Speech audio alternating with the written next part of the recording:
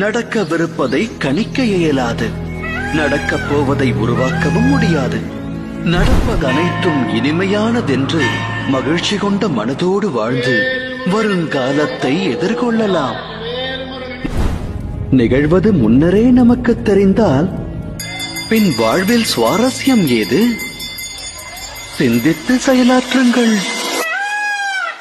இங்கு தீயோரை கழுவெற்று என் வேலையா, வந்து இல்லாரை மேலேற்று என் பாளையா, கண்டு கொள்ளாரை நீ மாற்று பொன் வேலையா, தொண்டு செய்வோரை தினம் காக்கும் செவ்வேலையா, எங்கு பார்த்தாலும் உன் உருவம் தான் வேலையா, ஏது நடந்தாலும் முன்னாலே தான் முருகையா, தேவர் குலம் காத்த சிறு பிள்ளை நீதானையா, எங்கும் உனக்கு